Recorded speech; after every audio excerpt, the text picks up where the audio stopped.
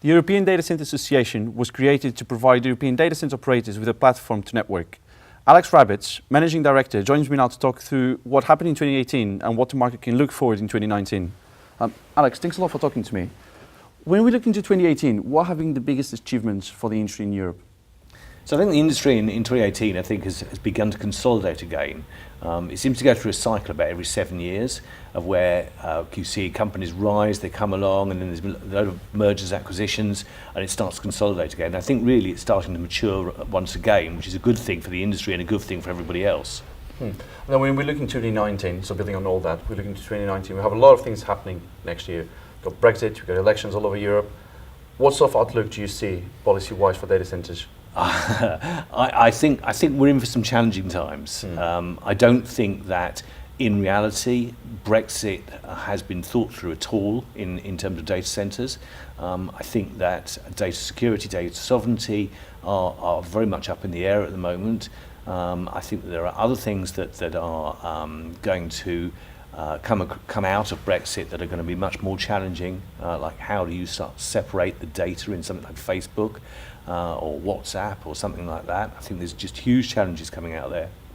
I think with the European elections as well, I think there could be new things coming onto the agenda. Obviously sustainability is there already, but I think we could come under, as an industry, come under more pressure from the EU because they want to deliver quick results. Okay, as you mentioned Facebook and separating data, do you think the hyperscalers will actually be inorganically forced to build new data centers maybe in the UK?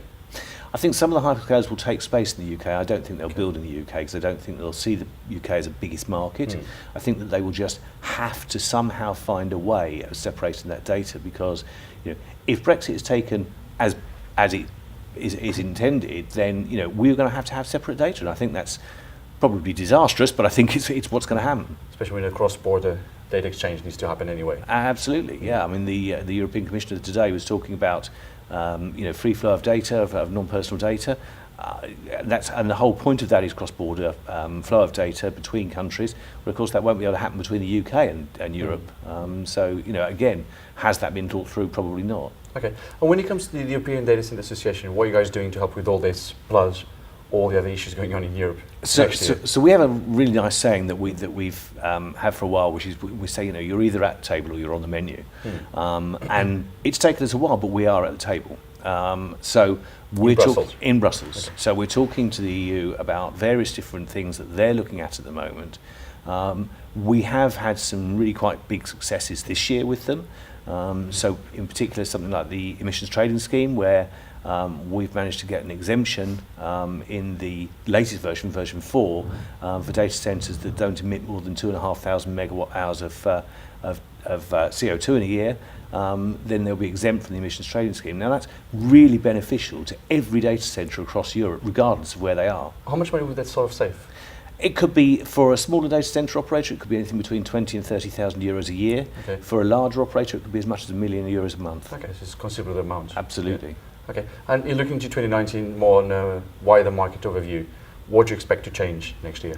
Or what do you expect to happen, more or less? I think there's definitely going to be more consolidation. Of the market. I guess you could almost say that every year, but it's true that I think next year there will be more consolidation. It wasn't as fast as last year this year, though. No, exactly. Yeah. But I do think there'll be more because I think that, again, Brexit and the European elections and other things on a political level will actually affect how operators work. So I think there will be more consolidation next year. I think that the legislation that comes out of the EU, whether or not it affects the UK, is kind of irrelevant. I think that it will impact the industry, and we've got to be really careful that we don't find that there is legislation that impacts our industry badly. So we've really got to concentrate on what that happens.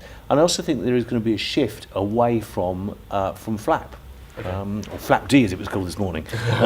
But you know, I think there's going to be a shift away from it, and I think that's a good thing as well. Which do you think is going to come up?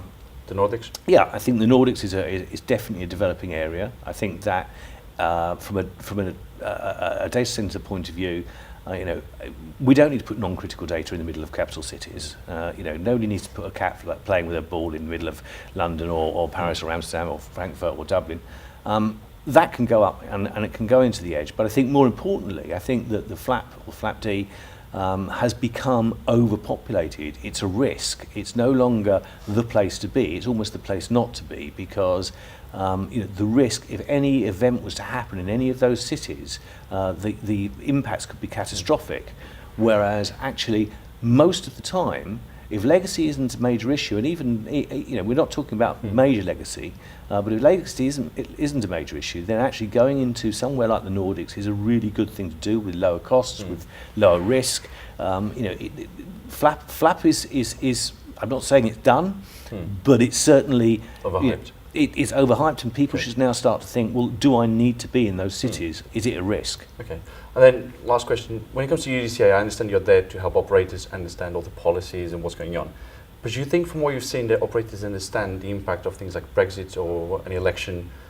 Do they have the education, do they understand what these sort of happenings can have in their business? I think there's two ways of looking at that. I think the larger operators, yes, they probably do understand, because they've got the resources to sit and look and understand what's going on.